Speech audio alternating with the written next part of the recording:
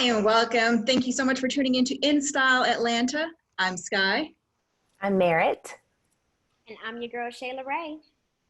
You could have chose to be anywhere, but you chose to hang out with us today. And we have quite an interesting show today. Oh my gosh. How was everyone's week? You had a good week, you guys?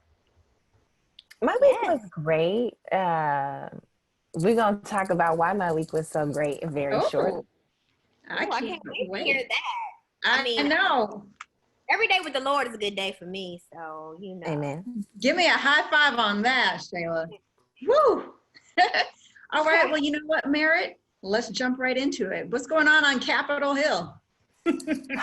So you all's president has definitely been in through these headlines. And honestly, it was so hard to even try to pick something because there's just so much going on between him having COVID, him leaving the hospital with COVID, him going off to Florida and Pennsylvania with COVID, right? So it was just, I was like, you know what, it's too much. Him deciding he doesn't want to participate in the virtual presidential debate, then they canceled the virtual presidential debate. Then Biden was like, well, if he has COVID, we shouldn't debate in person. So anyway, so this is what I decided to talk about. And this is why I was saying my week was fantastic and great.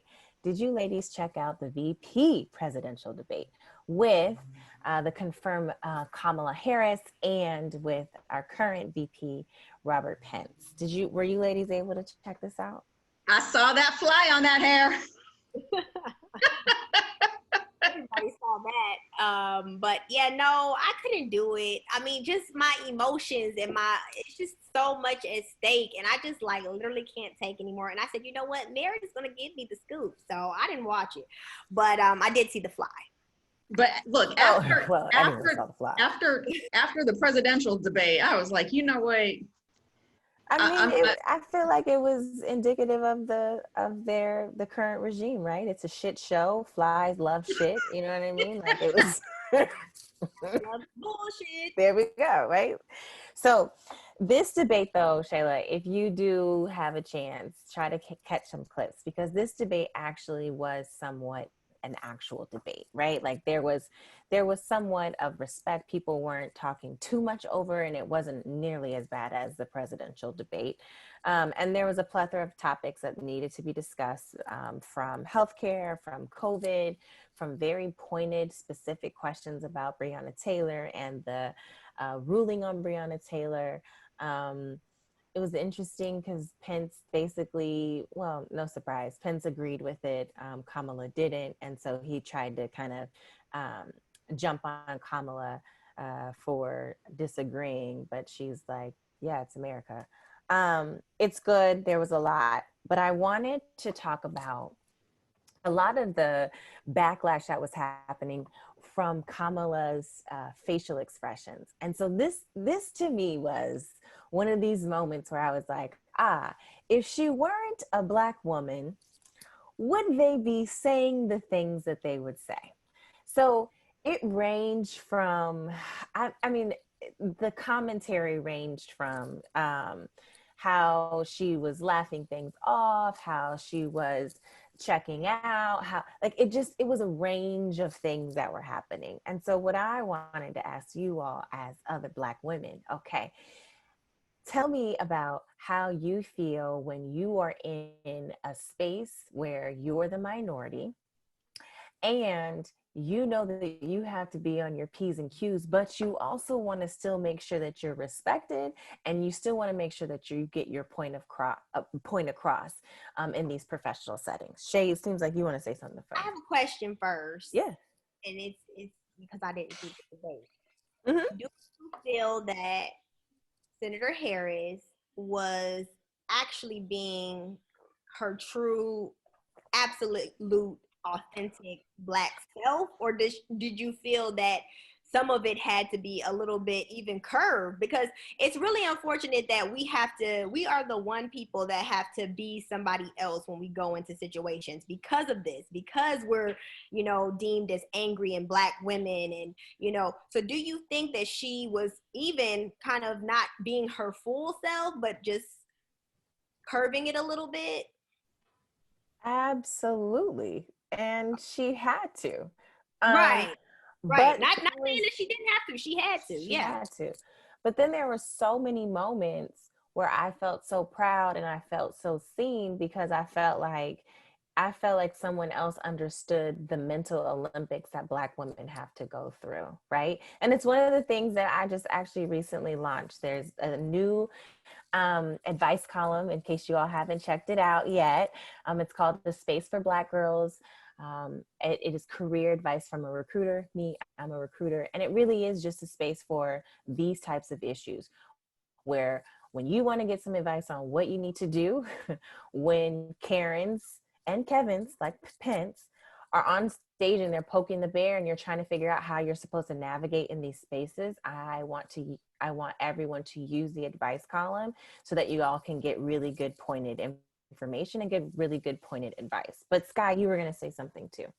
I was going to say, I think, all of us, we know how to turn on and turn off. Um, Whether we're picking up the phone, hello, hi, can I help you? You know, versus, when, Hey, girl. right, when we're in a comfortable space, hey, what's up? And I think we've mastered that. And for those who haven't, you probably want to learn how to master that. But no, Kamala definitely has got that down packed. I was really curious. Actually, I wasn't curious. I thought it was really funny, her expression when the fly landed on Pence's head. And I was like, did she see that?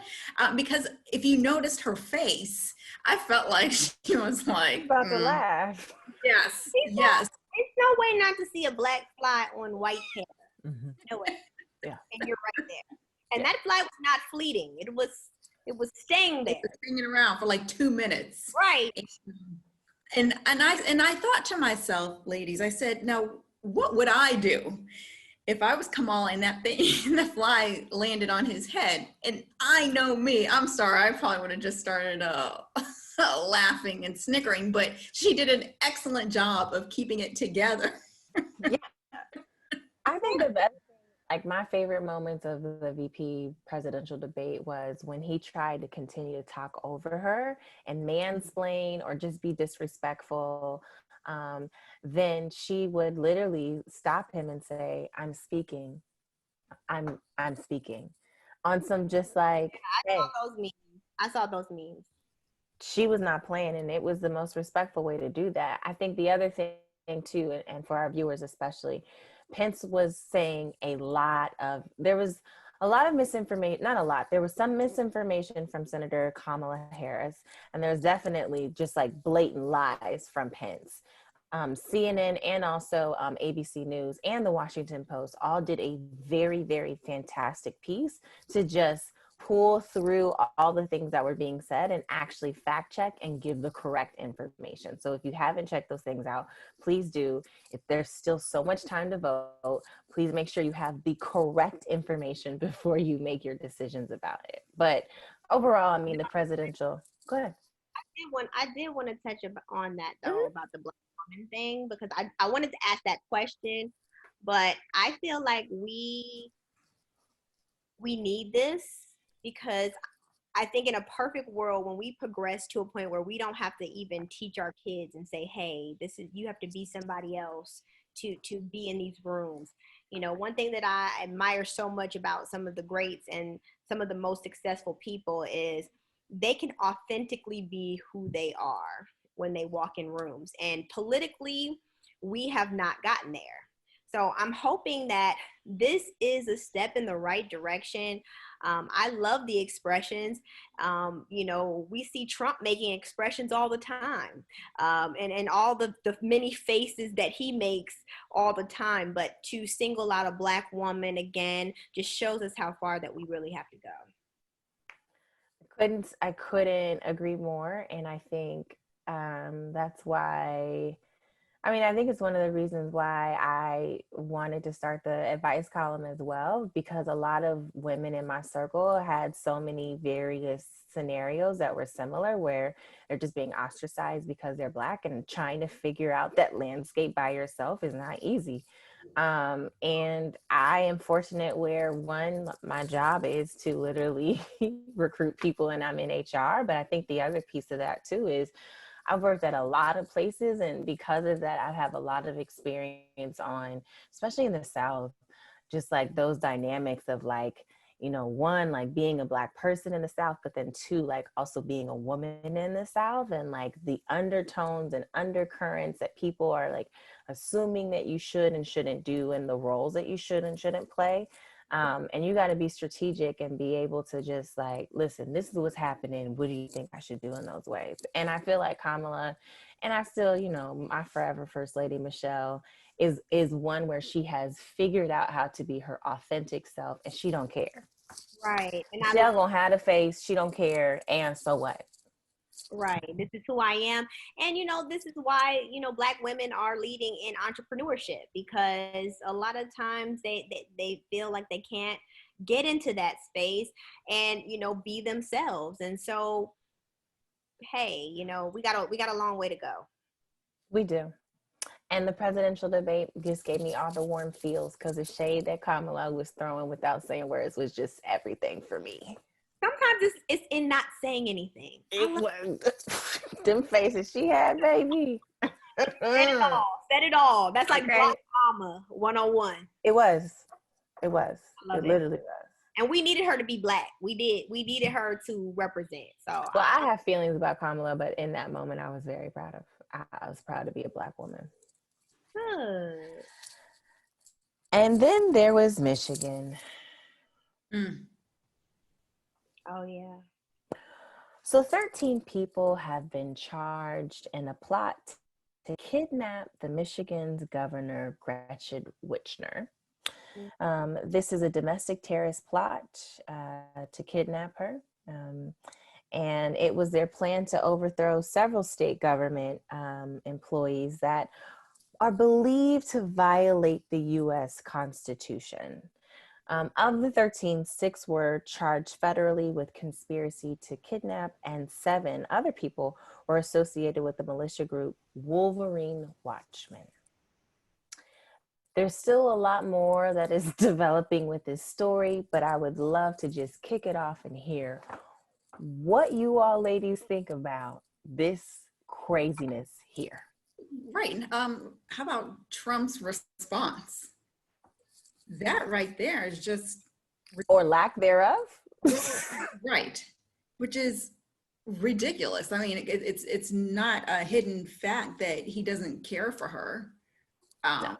which in fact I believe is a direct result as to why these people thought that they could get away with this. Hey, you know, our president said this is what is okay for us to do. Mm-hmm. I mean, this woman has a family. She's a human. They don't care. What? And Trump should be ashamed of himself. Should he? This is your fellow politician. What is wrong with you? It doesn't matter if he doesn't like them, and if they are not in a complete and 100% agreement with him. Yes, ma'am. It does not matter in his world. We've seen it time and time. That's the one thing. It's only a couple things that's been consistent: his racism and the fact that he's so egotistical and narcissistic that he will never say. He'll say good things about bad people that have actually done terrible things, as long as they agree with them. Right. His praise the bad people. What? He is the bad people. Right. That's why. This is just I just would say I'm surprised. Amanda Seals has a great word for this, and it is caucasity. Because at this point, I like for you to have the caucasity to quite literally have an intricate plan to kidnap a state official government state official person, right? Because you feel as though they're not upholding the US Constitution. First of all, who the fuck are you? That's not even your job. Doesn't matter. Trump said, hey, they're good people. Trump And said. he also called Kaepernick a son of a bitch. So just for kneeling. Kaepernick don't care about that. I guess my next question is, like, do you all feel like, well, one, we already know that, right? Like the US is already extremely polarized as a result of Trump. But at this point, if they're comfortable kidnapping white women, like, what do you feel like, where are we starting to shift as a country as far as just humanity, as far as safety, as far as just like opposite views? Like, where do you think there's an end for this? Or is this the beginning? Is this the tip of the iceberg for, God forbid, this man serve another term? I'm terrified to see where will we be in 2 years from now. If he's reelected. Well, I mean, I'm kind of fearful if he isn't reelected too, because he's risen up this group of people doing things like this that he could, I'm actually scared more about our safety in the event that he doesn't win, which is like, oh my goodness, what? So yeah, I'm also very concerned about the fact that he called Senator Harris a monster. I think, just the words and the things that he speaks about women and especially Black people is just appalling. And it does send a narrative of that almost like she's not even a human being. Mm-hmm. So it is scary, but this is what happens when we put celebrities in places of power and not politicians who really understand things. And this is a lesson in this. And I don't know if we've really understood it yet, and it's still going. So, it's just something we gotta, be cognizant of, but that's extremely scary. Yeah. My last question before I kick it back to you, Sky, is really around just like Black Lives Matter. I feel like it's so funny because there's so much scrutiny around Black Lives Matter, and like there's, protest turns into the language and the narrative that there are these riots and that, people are just burning and they're saying all these, allegations. And yet here we are with this militia group called the Wolverine Watchmen, which are all white men who were homegrown terrorists. And in a country where, we have a very clear history of homegrown terrorists. The most infamous would be the Ku Klux Klan. But my question is around, how do you feel like either Black Lives Matter should they be a part of this? Should they say something about like the outrage behind this militia group and other groups who are people of color? Like, where do you think they fall kind of in that line of protests around just the government and institutions in general? Well, I think first, if you go to that Black Lives Matter page, you got to really just dig into them a little bit, because sometimes what you see isn't really what you think it is, because I do have some reservations about the Black Lives Matter.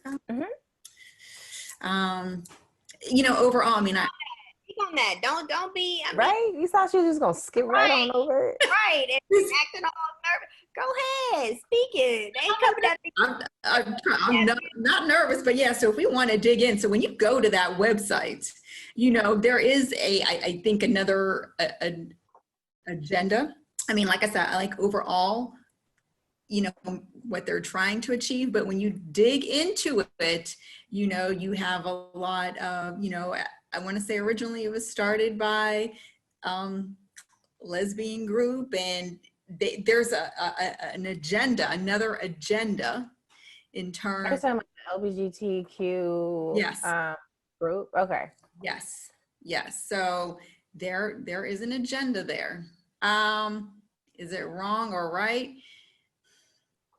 They just have an agenda that okay, now, we're going to really tie in, Black Lives Matter. I think people just really don't realize what their agenda is.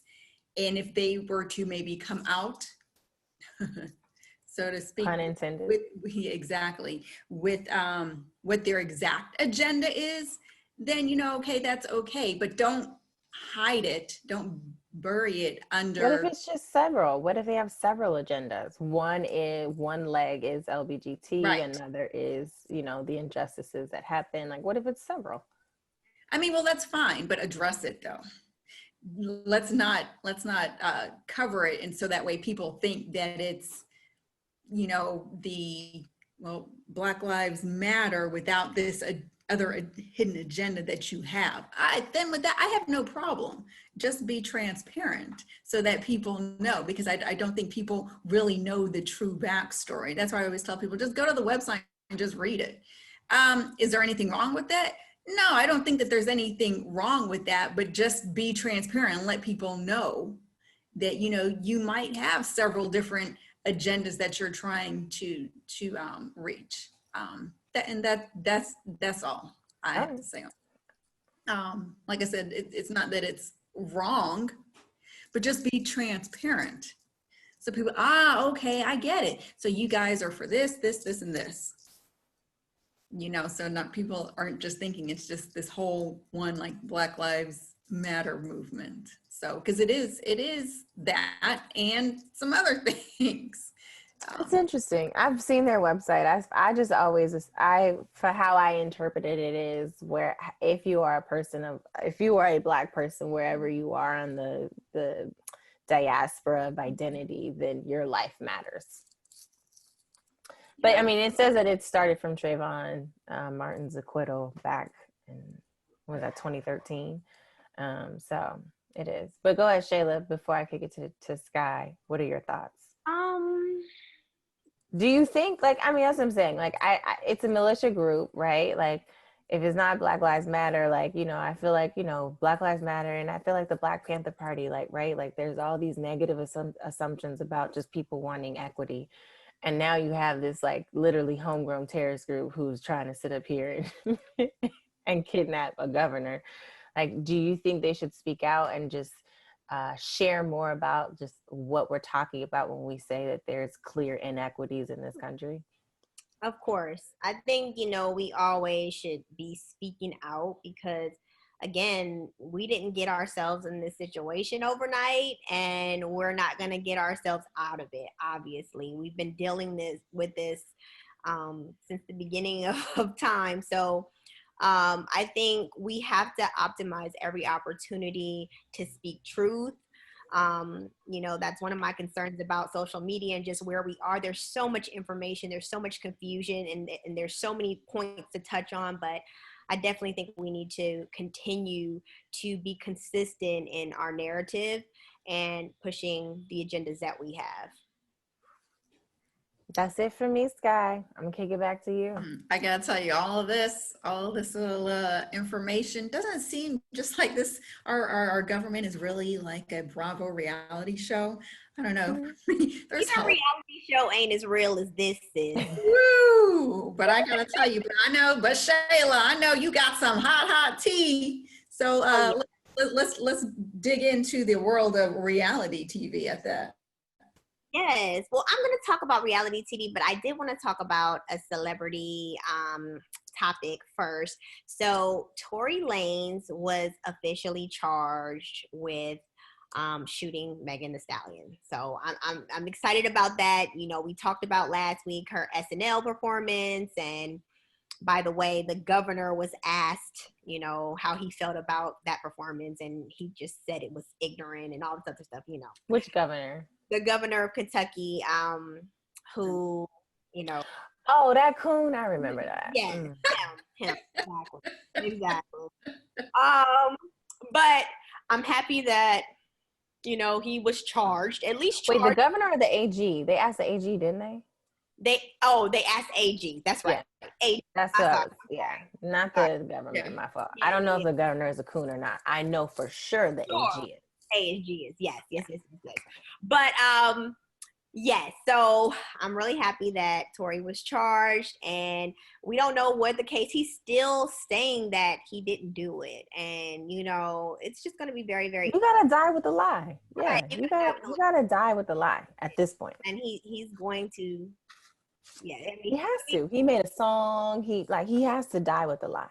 if convicted, he's going to be in prison for a very long time. These are felonies, so it's just going to be very interesting to see how this story goes. Even if he's Now, not convicted for shooting her, for him having an unregistered firearm in Los Angeles, California, that alone, that's a good bit, I believe, of a decade. So that's already 10 years alone. That's not even talking about the assault he did to her. Good. woo, well, Stop shooting that's all people. right. Don't shoot people for no reason. I mean, I know she bigger than you and all, but you have to shoot, sis. I mean, that's why he shot sis, I guess. I don't know. He's still saying he ain't do it, so. Okay, she shot herself. I don't know, and maybe I With don't his know gun? Yeah. right, with his unregistered gun. Okay. Moving on to another topic I want to talk about. So we knew and we've talked about Cardi B and Offset filing for divorce. So she celebrated her birthday in Miami, and Offset was there. I mean, she was twerking on him, and it looked like they were back together. What do y'all feel about this? Ooh, I was so confused. I mean, I don't know. Did he buy her love back with that gift? Oh, yeah, he bought her what? A Rolls A Royce with Rolls Royce. a car seat for their daughter Culture. I think it's just so dysfunctional. First of all, just this theory that we have right now on social media where these, rich people are just spoiling each other with more things and more possessions. I just think it's like, first of all, she can buy her own Rolls Royce if she wants to. And just a couple of days before her birthday, she said, "I'm single, black, and rich." That's what she actually put on her Instagram. And then to have this narrative, and we know this isn't the first time that they've broken up, gotten back, broken up, gotten back. So I just wanted to get y'all's thoughts on it. Maybe it's a marketing tactic, so we're glued in.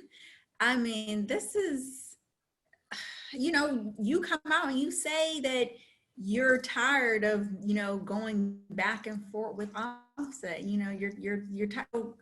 Now you're not tired because you're ready to twerk. I mean, it's because it's your birthday. I guess. So next, just because we going back to you not feeling Offset. You got the gift, or you're gonna sell it. I mean, what's next in this narrative? What's next in this reality show that we get to see? this is what I'm gonna say. Okay, first of all, marriages have ebbs and flows. Relationships have ebbs and flows. So like that, that could be part of it. But I also think just because she's twerking, or just because he was there, and just because they wanted to celebrate, and just because, don't mean they back together. I mean, yeah, who knows what they are doing behind closed doors? Because she could very well say, you know what, I'm not feeling you just because you bought me this, that, and the other. So that would be, I would love to be a fly on that wall. Or in that hair. A fly on Pence's head. That's what Yeah. But I don't think that means that. I think that that's something that's familiar. I think that, when you're going through a breakup, sometimes like being around a person that you're familiar with, especially when it's your birthday, like, you know what I mean? Maybe she wanted to. And, that's it's comfortable.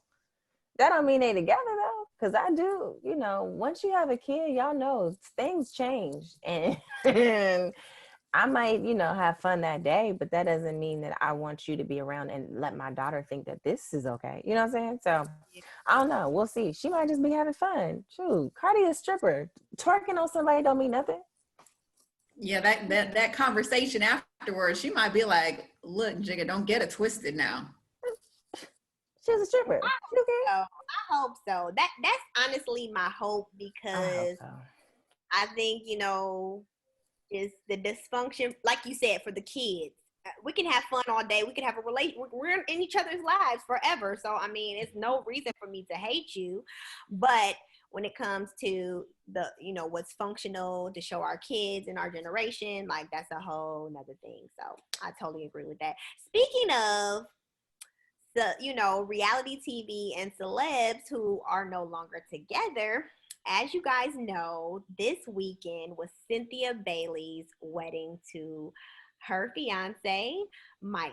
And I'm just so happy for Cynthia because, you know, we've just, I feel like over time we've just seen her relationships. You know, we saw her, you know, get married to Peter. We saw the disaster that was and the divorce and, you know, just really feeling like she might not find love again to have found love again. And by the way, she met her fiance through Steve Harvey, who actually ended up hooking them up. So yeah, so really excited for Cynthia. She had her wedding, and you know, right before the wedding, Portia and her man, who, you know, they've had some issues. We've seen some of their relationship play out. He's cheated. You know, we thought that they were back together. They both said that they were single, even though they were together. Again, another co-parenting maybe situation where we're not together, but we're, you know, together celebrating people that we know. So, what did you guys think about the wedding? Did you see any of the pictures? Yes. Oh, her dress. She looked beautiful. I did see where her husband decided to go up underneath her dress for quite some time. But that was, you know, that was kind of cute. You know, I mean, I want my man under my dress. and you know, I did see her daughter Noelle, so it was really beautiful, and it looked like, you know, that they were really in love. So hopefully, you know, this time, you know, it'll last. So y'all know I always celebrate Black love. I want everyone Black to win. Yeah. And I think it was beautiful that they, you know, celebrated their union. I hated her dress. Yeah.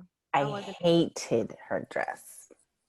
It was hideous to me personally. It was not classy. It was not pretty. It just didn't do anything for her body type. It felt like it was Let me like, go back and pull this up. Hold on. it felt like somebody was like, I don't know, redacting a document and like left pieces out. Like it was just, She had a couple of changes, and none of the dresses were cute. None of them. I didn't like it all. Still happy about like Black love. I think it's cute that Steve Harvey was their matchmaker. All of that. Like, y'all know I love Black love, and I root for everyone that's Black. Yeah. Also, that dress was hideous. Hideous. You look at it, it's not cute. Hideous. I don't like it. I didn't like it. But there were some people that looked really good that were there. And Also, you know, it was weird that 250 people were there during COVID, but that's another story for another day. That is. And it was right here in Georgia. In Canton, right? I think Ackworth. It was a terrible day yesterday, weather-wise. I mean, we had tornadoes and everything ripping through. So I don't know how that went. This is not the dress that I saw. I saw something else. She did a couple of changes. She had one that had. So maybe that's what it was, because what I saw was something that was fitted, and it was white. It didn't look like this.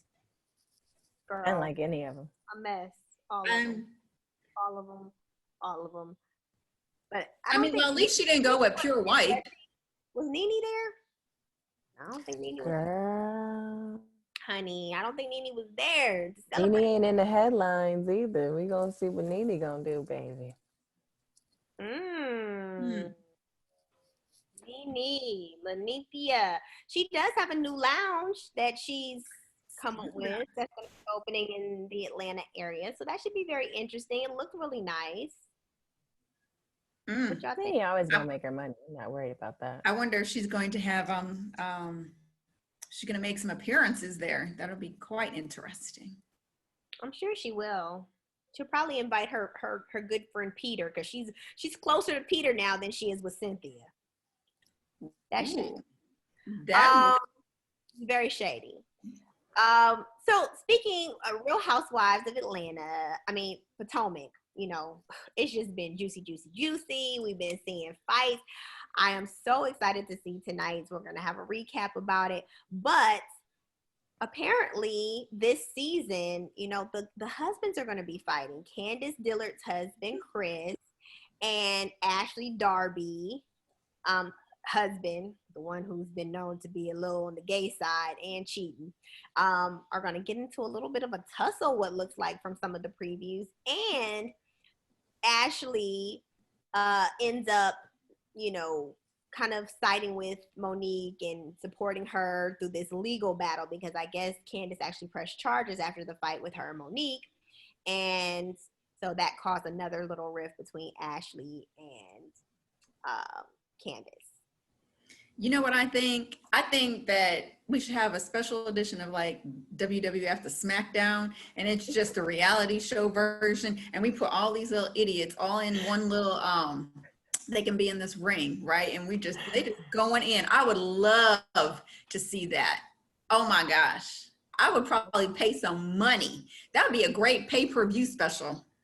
I'm just saying. You Go think ahead. anybody would actually do that? I feel like they should. Like, y'all just need to hash it out. Just go on in there. Just get it on. You got the gloves. Let's give some money to charity. Do it that way. Give some money to charity. They can tag team. Boom. Oh my gosh. They can.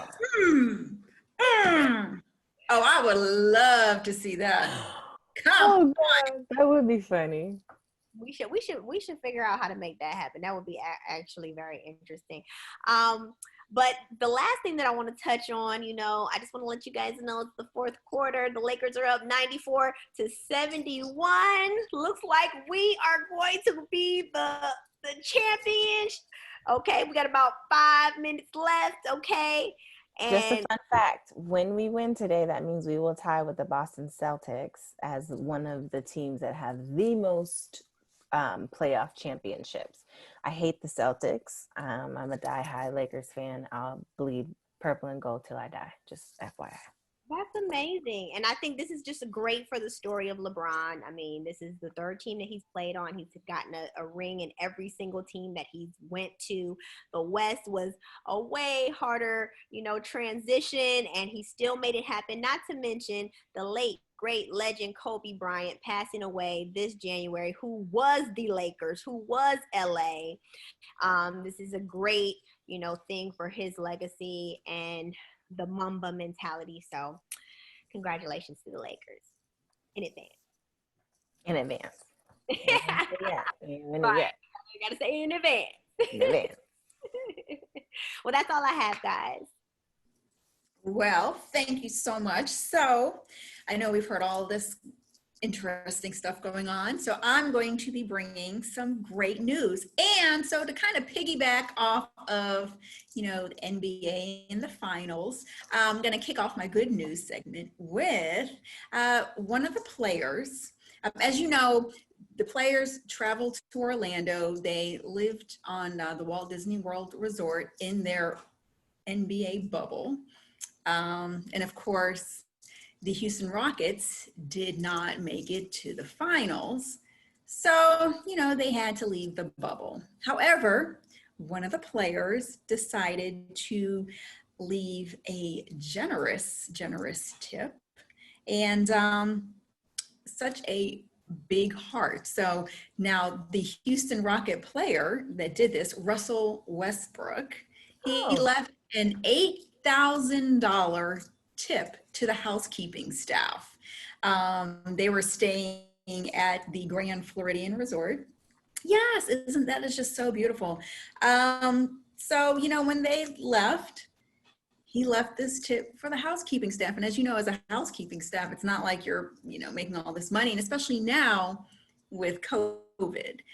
So even if you were getting tips, you know, I don't think a lot of people are probably staying at the resort. Well, especially since it was closed for the NBA players.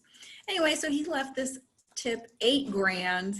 And not only did he leave the tip, but he also left the room like pretty much spotless. So that, wow. Yeah, so I think that was such a wonderful story, you know, especially for the housekeeping staff.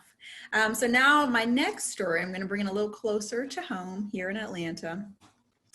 And a couple of weeks ago, I was talking about, you know, Justin Bieber and how they were teaming up and giving out some money for COVID relief. Well, Travis Scott is falling in line with this, and he put out a tweet stating that he wanted to go ahead and pay for 5 HBCU students fees this semester. Yes, yes. So love that, love that. Now, Morehouse freshman Nasir Branch responded to the tweet and that the rapper had put out there, and sharing his story of being affected by COVID. You know, of course, so he's a freshman, so he didn't get a chance to attend prom. You know, didn't get a chance to do the graduation, and freshman year looks a little different this year as opposed to all the other years because of COVID. But so the HBCU business admin student also stated that his family was just doing all that they possibly could, you know, to help him get through. Travis loved this so much so, and apparently his parents were HBCU students. His mother went to Grambling and his father went to Prairie View. So in the tweet, he said, you know, my mother wanted me to go to Morehouse. So he decided to choose Nasir to win. He also told them that, you know, hey, just go ahead. I got you. Just lock in, and I want you to be ready to change the world when you come on out. So that is such a heartwarming story. Yes. So congrats again to Congrats. Yes. and all the other 4 students that have, you know, that Travis Scott had chosen to. You know, Travis could do anything with his money. And for him to say, you know what, let me go ahead and invest in these students, I think that that is amazing. So those are my 2 good news stories. We definitely need it during these times, especially with everything going in our political realm. So kudos again to Travis, and of course kudos going out to Russell Westbrook for, you know, just being generous with the money that God has allotted you. So, but that will conclude it. Ladies, this concludes In Style Atlanta, you guys. Make sure you follow us on all of our social media platforms. Right here on YouTube, make sure you subscribe so that way you are in the know whenever we put out a new video. And thank you again. Remember, there is no us without you guys. So we'll see you guys back here real soon. In Style Atlanta, you guys. See you soon.